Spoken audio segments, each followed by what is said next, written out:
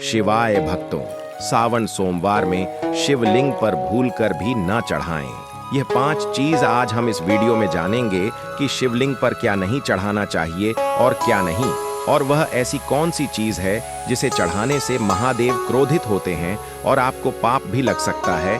तो शिवलिंग पर आपको भूलकर भी यह चीज नहीं चढ़ता है। तो आज हम सावन सोमवार में शिवलिंग पर ऐसी वह कौन सी वस्तुएं हैं जो बिल्कुल भी नहीं चढ़ाना चाहिए, और मैं उन माताएं और बहनों से भी कहना चाहता हूं कि आप भी उन चीजों को अवश्य ही पहले ही जान ले, क्योंकि यह जानना सबके लिए बहुत ही ज्यादा जरूरी होता है कि शिवलिंग पर ऐसी कौन सी चीज है जो हमें भूल कर भी नहीं चढ़ाना चाहिए। क्योंकि हम कभी कभी जाने अनजाने में ऐसी गलती कर देते हैं जो कि बहुत ही बड़ी गलती हो जाती है, और हम सोचते भी नहीं है कि हमने इतनी बड़ी गलती कर दी। भक्तों, शिवलिंग पर चढ़ने और न चढ़ने योग्य वस्तुओं को लेकर शास्त्रों में और पुराणों में स्पष्ट नियम बताए गए हैं। शिवलिंग की पूजा करते समय इन नियमों का पालन करना बहुत जरूरी माना जाता है। कहा जाता है कि शास्त्रों में बताया गया है कि शिवलिंग पर ऐसी वस्तुएं होती हैं जिन्हें हमें बिल्कुल भी नहीं चढ़ाना चाहिए, क्योंकि इससे महादेव रुष्ट हो जाते हैं और आपको पाप के भागीदार भी बनना पड़ सकता है। तो भक्तों, आपको ऐसी गलती बिल्कुल भी नहीं करना है। तो सबसे पहले हम यह जानेंगे कि जो 2025 में सावन सोमवार पर रहे हैं वह किस किस तारीख को पड़ रहे हैं, क्योंकि अक्सर सावन सोमवार में ही पूजा पाठ किया जाता है और शिवलिंग पर इंच अब भी चीजों का इस्तेमाल किया जाता है, जिसके द्वारा यह गलतियां हो जाती हैं। तो भक्तों, सबसे पहले तुलसी के पत्ते। तुलसी के पत्ते हमें शिवलिंग पर भूल कर भी नहीं चढ़ाना चाहिए। चाहे शिवजी की कितनी ही बड़ी पूजा पाठ क्यों ना चल रही हो, परंतु शिवलिंग पर भूलकर भी तुलसी के पत्ते अर्पित नहीं करना चाहिए। इससे शिवजी रोस्ट हो सकते हैं और आपको पाप लग सकता है। तो भक्तों, ध्यान रखें कि जो एकादशी होती है उसे दिन तुलसी के पत्तों को तोड़ना भी वर्जित माना जाता है। तो आपको तुलसी के पत्ते नहीं तोड़ना चाहिए और ना ही शिवलिंग पर अर्पित करना चाहिए। खासकर सावन के महीने में तो बिल्कुल भी नहीं करना चाहिए। ये काफी ज्यादा हिंदू शास्त्र में गलत माना जाता है। कहा जाता है कि तुलसी के पत्ते भगवान विष्णु को अर्पित किए जाते हैं, जो कि शिव जी को नहीं किए जाते। अगर आप विष्णु भगवान जी को तुलसी के पत्ते अर्पित करते हैं तो यह माता लक्ष्मी इससे प्रसन्न होती है। नंबर 2, केतकी के फूल। एक पौराणिक कथा के अनुसार शिव जी ने इस फूल को स्वीकार नहीं किया था। कहा जाता है कि महादेव को केतकी के फूल अर्पित नहीं करना चाहिए, इससे महादेव रुष्ट हो सकते हैं। और हिंदू शास्त्र में बताया गया है कि केतकी के फूल भी शिवजी को नहीं चढ़ाना चाहिए। खासकर सावन के महीने में तो बिल्कुल भी नहीं चढ़ाना चाहिए। भूल कर भी आपको केतकी की फूलों से दूर ही रहना है, क्योंकि के फूल महादेव को बिल्कुल भी पसंद नहीं है। तो आपको केतकी के फूल महादेव को नहीं चढ़ता है। नंबर 3, सिंदूर। यह भी देवी पूजा के लिए होता है। कहा जाता है कि सिंदूर आप भगवान शिव की पत्नी पार्वती को अर्पित कर सकते हैं, परंतु शिव जी को सिंदूर नहीं चढ़ाना चाहिए। कई महिलाएं एक गलती कर देती हैं कि सिंदूर से महादेव को तिलक कर देती है, पर उन महिलाओं को ऐसा नहीं करना चाहिए। कहा जाता है कि सिंदूर माता पार्वती के लिए ही अर्पित करना चाहिए, वह सुहाग का प्रतीक है। तो आप माता पार्वती को सिंदूर का दान कर सकती हैं, परंतु महादेव को सिंदूर नहीं चढ़ाना चाहिए। सिंदूर का शिवलिंग पर चढ़ना निषेध माना गया है। नंबर 4, शंख से जल। शंख से जल भी शिवजी को नहीं चढ़ाना चाहिए। कहा जाता है कि शंख भगवान विष्णु का प्रतीक माना जाता है और शंख से शिवजी को जल भी नहीं चढ़ाना चाहिए। शंख समुद्र से उत्पन्न है और शिवजी ने समुद्र मंथन के समय विश्व दिया था, इसलिए इसे वर्जित माना जाता है। कहा जाता है कि अगर कोई शंख से जल चढ़ता है तो उनको ऐसा नहीं करना चाहिए, क्योंकि हमारे हिंदू धर्म में यह कहा गया है कि शंख जी को शंख से जल नहीं चढ़ाना चाहिए। हमारे हिंदू धर्म में ऐसा कहा गया है कि शंकर और सिर्फ एक ही देवता के नाम है। लेकिन इस प्रश्न का अर्थ यह है, यदि कि शिवलिंग पर स्वर्ण भगवान शंकर को जल क्यों नहीं चढ़ाया जाता, या फिर शंकर जी पर क्यों जल नहीं चढ़ाया जाता, तो इसका उत्तर धार्मिक दृष्टि से आपको बता सकते हैं। शिवलिंग भगवान शिव का निराकार रूप है और इस पर भक्तगण जल, दूध, बेलपत्र आदि अर्पित करते हैं। इसका मतलब यह नहीं है कि शिव जी को जल नहीं चढ़ाया जाता। बल्कि शिवलिंग पर जल चढ़ाना ही सिर्फ पर जल चढ़ाना है। स्वयं शिव को जल की आवश्यकता नहीं होती है, इसलिए भी शिवलिंग पर शंकर से जल चढ़ाना वर्जित माना गया है। धार्मिक मान्यताओं के अनुसार भगवान से घर और निखारी है, विश्व में ही पूर्ण है। उन्हें किसी की पूजा की आवश्यकता नहीं है, लेकिन भक्तों के प्रेम को स्वीकार करते हैं। इस कारण वक्त अगर उनकी कृपा पाने के लिए शिवलिंग पर जल चढ़ाते हैं। ज्यादातर मंदिर में जो सिर्फ जी की मूर्ति होती है, वह शंकर के रूप में जटाधारी त्रिशूलधारी, उन पर जल चढ़ाना सामान्य परंपरा नहीं है, क्योंकि वे स्टार मूर्ति के रूप में होते हैं और उसे पर जल चढ़ाने से मूर्ति को नुकसान हो सकता है। जबकि शिवलिंग विशेष रूप से जल और अन्य अर्पण सहने के लिए ही बनाई जाती है। तो आप शिवलिंग पर जल चढ़ा सकते हैं, परंतु शंकर से आपको नहीं चढ़ता है। नंबर 5, टूटे हुए चावल। महादेव को टूटे हुए चावल भी नहीं चढ़ाना चाहिए। कहा जाता है कि सावन के महीने में टूटे हुए चावल महादेव को अर्पित नहीं करना चाहिए, इससे महादेव रुष्ट हो सकते हैं। तो आप जब भी शिव जी की पूजा करें तो चावलों को एक अलग दिन कर रख लें और शिव जी पर अर्पित करें। खंडित और टूटे हुए चावल अर्पित ना करें, खासकर सोमवार के दिन। तो यह आपको बिल्कुल भी नहीं करना है। कटे फटे बेलपत्र भी शिव जी को नहीं चढ़ाना चाहिए। कहा जाता है कि बेलपत्र एकदम स्वच्छ और शुद्ध होना चाहिए। कहीं से भी दोषयुक्त बेलपत्र अर्पित नहीं करना चाहिए। और शिव जी को चावल बिना जल में भूगोल हुए सुख, अक्षत सुख चावल शिव जी को नहीं चढ़ाना चाहिए। नंबर 6, शिवलिंग पर हल्दी भी नहीं चढ़ाना चाहिए। तो चलिए आपको यह भी बता देते हैं कि शिवलिंग पर हल्दी क्यों नहीं चढ़ाई जाती। कहा जाता है कि हमारे हिंदू धर्म में शिवलिंग पर हल्दी इसलिए नहीं चढ़ाई जाती क्योंकि हल्दी में गम तासीर होती है, जबकि महादेव को शीतल चीज पसंद है, यानी कि ठंडी, जो उनको ठंडक दे, जबकि घर हल्दी गर्म चीज होती है। और भी हम जानते हैं कि शिवलिंग पर हल्दी क्यों नहीं चढ़ाई जाती है। कहा जाता है कि भगवान शिव को विराट तपस्वी और अहंकारी का प्रतीक माना जाता है। वह बैरागी है कि देवता है। हल्दी को शुद्धता, सौंदर्य और प्रजनन का प्रतीक भी माना जाता है। कहा जाता है कि शिवलिंग में स्वयं वैराग और सन्यासी का प्रतिनिधित्व होता है, इसलिए सौंदर्य और प्रजनन से जुड़ी वस्तुएं जैसे हल्दी, मेहंदी आदि उन्हें अर्पित नहीं की जाती। हल्दी का संबंध परंपरागत रूप से स्त्रियों के विवाह और सौभाग्य से जुड़ा है। कहा जाता है कि भगवान से साध्वी, तपस्वी और निर्गुण ब्रह्म का प्रतीक। गुना में हल्दी का स्वरूप मिल नहीं खाता, इसीलिए भी शिवलिंग पर हल्दी नहीं चढ़ाई जाती। और भी इसका कारण है, जैसे कि गर्म हल्दी गर्म तासीर की होती है और शिव जी को शीतलता पसंद है, इसलिए शिवलिंग पर दूध, जल, बेलपत्र, भस्म आदि शीतल और सात्विक चीज चढ़ाई जाती है। शिव जी को चंदन भी चढ़ाया जाता है, जो कि ठंडक देता है। कहा जाता है कि शिव जी को चंदन चढ़ाना काफी ज्यादा शुभ और फलकारी माना गया है, जबकि हल्दी शिव जी पर चढ़ना वर्जित मानी गई है। शास्त्रों और परंपराओं के अनुसार हल्दी शिवलिंग पर चढ़ना वर्जित मानी गई है। हालांकि सभी पुराणों में स्पष्ट वजन नहीं है, परंतु अधिकतर शिव परंपराओं में यह कहा गया है कि शिवलिंग पर हल्दी नहीं चढ़ाने चाहिए। कुछ परंपराओं में यह वजन किया गया है कि भारत शिवलिंग या फिर काले पत्थर की शिवलिंग पर आप हल्दी चढ़ा सकते हैं। भक्तों, यहाँ पर हमने आपको बताया कि शिवलिंग पर कौन सी चीज है जो नहीं चढ़ाना चाहिए। चलिए अब वह भी जान लेते हैं कि हमें शिवलिंग पर कौन सी चीज है वह चढ़ाना चाहिए। शिवलिंग पर चढ़ने का धार्मिक महत्व होता है और वह यह श्रद्धा और भक्ति का प्रतीक माना जाता है। हिंदू धर्म ग्रंथों के अनुसार शिवलिंग पर कुछ विशेष वस्तुएं चढ़ाने से विशेष फल की प्राप्ति होती है। सबसे पहले तो शिवलिंग पर एक लोटा जल आपको सावन के महीने में जरूर ही चढ़ाना चाहिए, क्योंकि भगवान से इतने भोले हैं कि वह एक लोटा से ही प्रसन्न हो जाते हैं।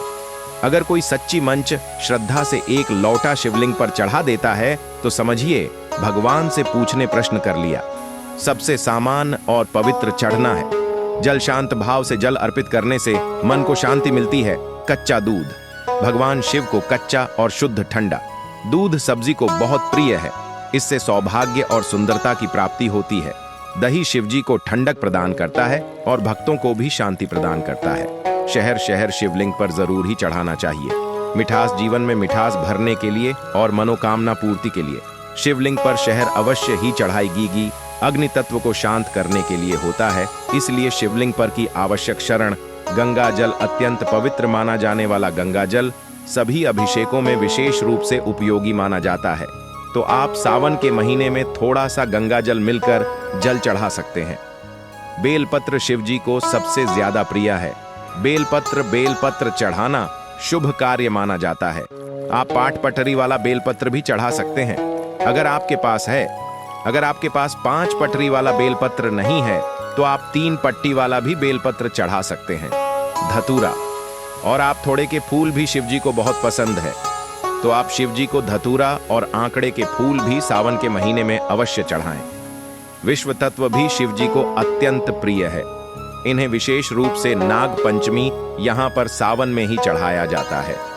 कहा जाता है कि सावन के महीने में तो शिव जी का सबसे प्रिय जो है वह है नाक को भी दूध पिलाना काफी ज्यादा शुभकारी माना जाता है। तो अगर आपके पास कहीं भी स्वामी वगैरह है तो आप सावन के महीने में उसे पर दूध अवश्य ही चढ़ाई। भस्म शिव जी का प्रमुख श्रृंगार है। भारत में विभूति मोक्ष और वैराग्य का प्रतीक। कहा जाता है कि सावन के महीने में शिव जी को ठंडक प्रदान करने वाली भस्म जरूर ही चढ़ाई। सफेद फूल जैसे कि चमेली, कुंड, बिल आदि भी शिव जी को जरूर चढ़ाना चाहिए। शिव जी को सफेद रंग के फूल अधिक प्रिय माने जाते हैं। कहा जाता है कि उनकी प्रिया फूल सफेद कलर की ही होती है, तो आप हो सके तो सावन के महीने में उनका सफेद फूल अर्पित अवश्य करें। तौबा।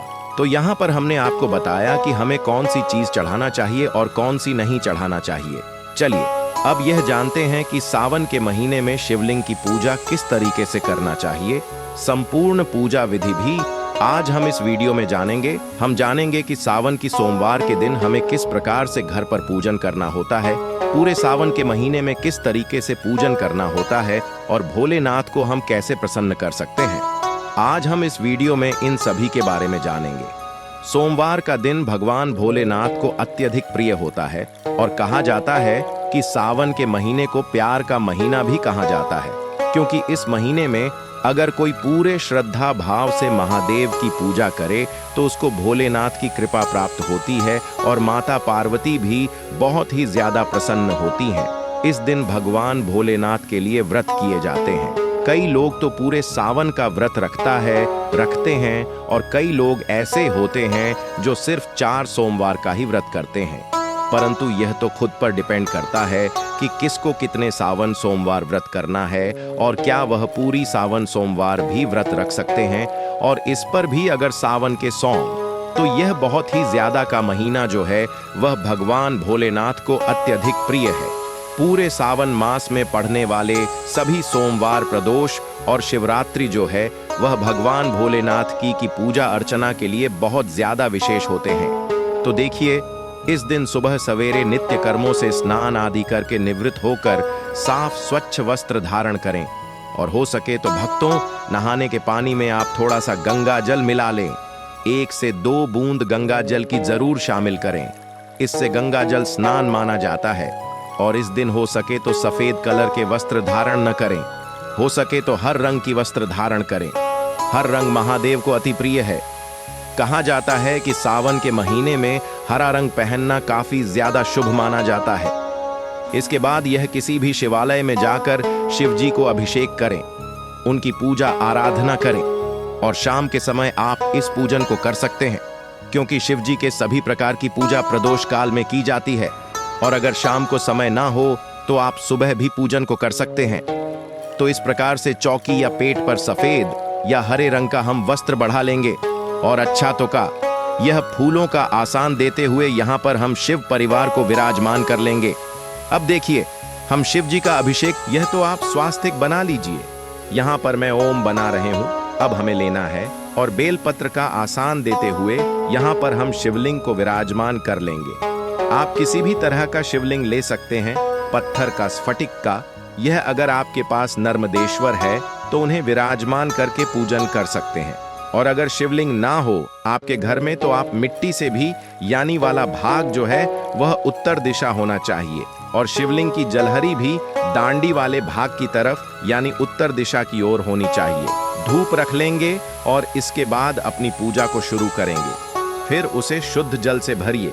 इसके बाद इस प्रकार से 4 बार जल छोड़ते हुए हम शिव जी का अभिषेक करेंगे और हो सके आप जिस पत्र से अभिषेक कर रहे हैं उसमें गंगा जल की 2 से 3 बने अवश्य शामिल करें, क्योंकि गंगा जल से अभिषेक करना काफी ज्यादा शुभकारी महान जाता है।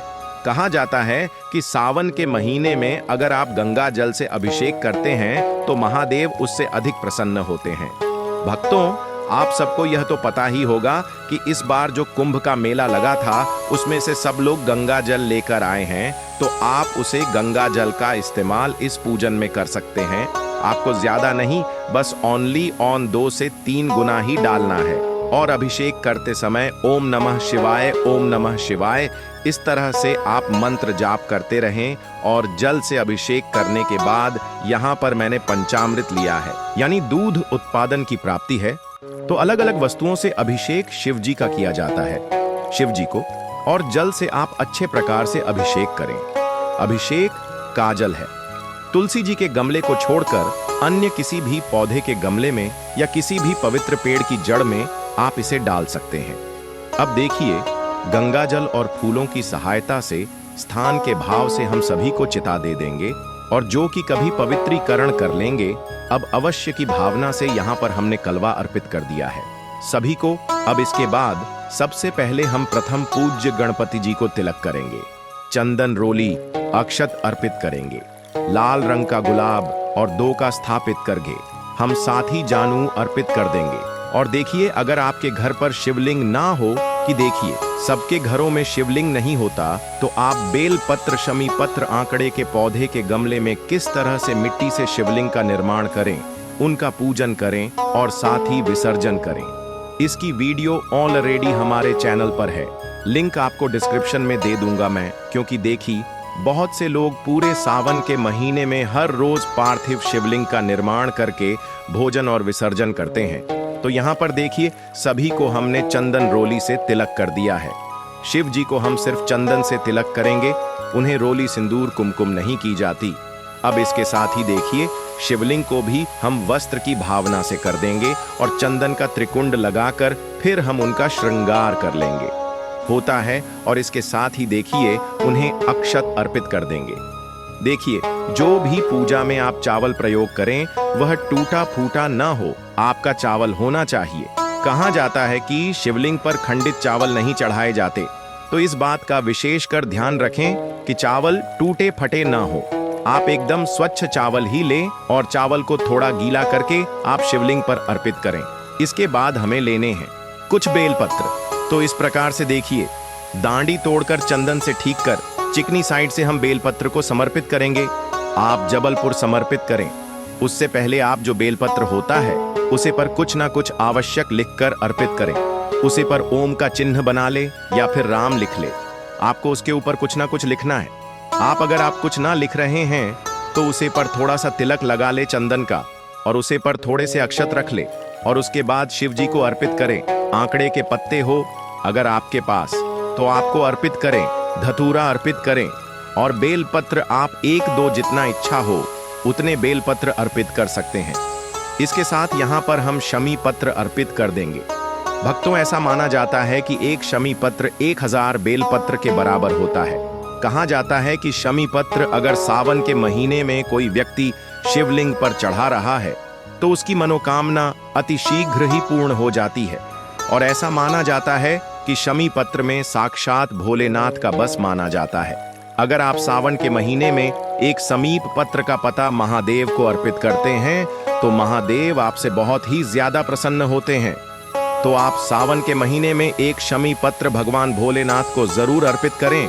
और आपको उसे किस तरीके से अर्पित करना है जरूरी नहीं है कि जिस वक्त उसको तोड़ा जाए इस वक्त शिव जी को अर्पण करना है। आप रात के वक्त इसको तोड़कर रख सकते हैं और सुबह भोलेनाथ को इसको चढ़ा सकते हैं। आपको इसको धोना नहीं है, स्वच्छ नहीं करना है, तोड़ के रख लेना है और उसके बाद सब्जी को पैसे ही चढ़ता है। और एक जरूरी नहीं है, जितनी वस्तु है हमने अर्पित की है उतनी ही आप करें, ऐसा कुछ नहीं है। भगवान भोलेनाथ तो एक लोटा से ही प्रसन्न हो जाते हैं। अगर मन में सच्ची श्रद्धा है तो अगर कोई सच्ची माँ श्रद्धा से एक लोटा भी भगवान शिव पर अर्पित करता है तो उसको भी महादेव खुशी खुशी मान लेते हैं। आपको सच्चे मन और श्रद्धा से अर्पित कर सकते हैं, वरना भगवान भोलेनाथ तो इतने बोले हैं। सभी को हमने पुष्पित कर दिए हैं। जो भी मिठाई मिष्ठान मेरे रथुफल आपके घर पर उपलब्ध हो, उनका होगा। श्रावण सोमवार की व्रत कथा को पढ़ लेंगे या सुन लेंगे। तो इस प्रकार से कथा संपन्न करने के बाद हाथ के पुष्प या अक्षत को भगवान के चरणों में छोड़ देंगे। और यह जो जल का लोटा हमने रखा था, तो आप 2 बेलपत्र ले लें भोग के लिए। और देखिए, जिस तरह से हम भगवान विष्णु के भोग में तुलसीदास और गणपति जी के भोग में दुर्गा डालते हैं, इस तरह से भगवान भोलेनाथ के भोग में कपूर से आरती करूंगे, क्योंकि भगवान भोलेनाथ को कपूर भी अत्यंत प्रिय होता है। आप चाहे तो नॉर्मल दीपक से भी आरती कर सकते हैं, या फिर जो दीपक हमने प्रचलित किया था स्टार्टिंग में, उससे भी आप बड़े ही प्रेम पूर्वक गणपति जी की, भगवान शिव शंकर की, माता पार्वती की, समस्त शिव परिवार की आरती उतार सकते हैं। और आरती करने के बाद अपनी इच्छा और सामर्थ्य के अनुसार आप कुछ दक्षिणा अवश्य निकाल दें। इससे पूजा में रही कमियां संपूर्ण हो जाती हैं। और सीधे हाथ में थोड़ा जल लेकर चौकी के आसपास 3 बार फिर जाकर भगवान भोलेनाथ से पूजा में रही कमियों के लिए क्षमा याचना कर लें। तो उम्मीद करते हैं सावन सोमवार को जरूर पसंद आएगी। वीडियो अगर अच्छी लगी हो तो इसे लाइक शेयर करें, और इसी तरह की वीडियो देखने के लिए चैनल को सब्सक्राइब कर लें। भक्तों, जाते जाते हम यहाँ पर आपको एक महत्वपूर्ण जानकारी भी दे देते हैं। सावन मास में शिवलिंग पर क्या चढ़ाने से कौन सा लाभ प्राप्त होता है, तो चलिए वह भी जान लेते हैं। हमने इतनी पूजा पाठ की है, और हमें इस बात का तो ज्ञान होना ही चाहिए कि हमें किस चीज से चढ़ाने से कौन सा लाभ प्राप्त होता है। तो सबसे पहले बेलपत्र, जो आमतौर पर हर कोई शिवजी पर बेलपत्र चढ़ता है, तो बेलपत्र चढ़ाने से सभी संकटों से मुक्ति मिल जाती है। शक्कर अगर कोई सावन के महीने में चढ़ता है तो उसे सुख और सौभाग्य की प्राप्ति होती है। दूध, अगर कोई 1 लोटा शिवलिंग पर दूध चढ़ता है तो उसकी मानसिक शांति प्राप्त होती है। इलायची, अगर कोई भगवान शिव को इलायची चढ़ता है सावन के महीने में, तो उसे हमेशा के लिए दरिद्रता दूर हो जाती है। चावल, अगर कोई चावल शिवलिंग पर चढ़ता है तो उसे धन की प्राप्ति होती है। अगर कोई बहुत दिनों से धन से संबंधित, उससे कोई संबंधित परेशानी है, कर्ज बहुत हो रहा है, तो शिवलिंग पर चावल जरूर चढ़ाएं। और चावल एकदम शुद्ध और स्वच्छ होना चाहिए, टूटे कटे फटे ना होना चाहिए। साथ ही गाय का घी, अगर आप शिवलिंग पर गाय का घी चढ़ा रहे हैं तो आपको बोल और तेज की प्राप्ति होगी। केसर शिवलिंग पर चढ़ने से दाम्पत्य जीवन में प्रेम की भावना बढ़ती है। साथ ही शहर सुंदरता और आकर्षण का प्रतीक माना जाता है।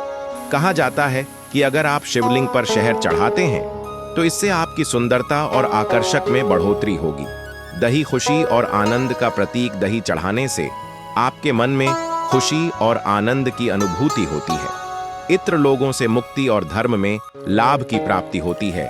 वाला शिवलिंग पर चढ़ने से धन और लंबी उम्र होती है। काला तिल चढ़ाने से विजय और पितरों की कृपा, पितरों को भौतिक सुख शांति मिलती है। गेहूं, शिवलिंग पर गेहूं चढ़ाने से संतान सुख की प्राप्ति होती है। धतूरा, शिवलिंग पर धतूरा चढ़ाने से शिवजी अति प्रसन्न होते हैं। तो भक्तों, आपको हमारे द्वारा दी गई है जानकारी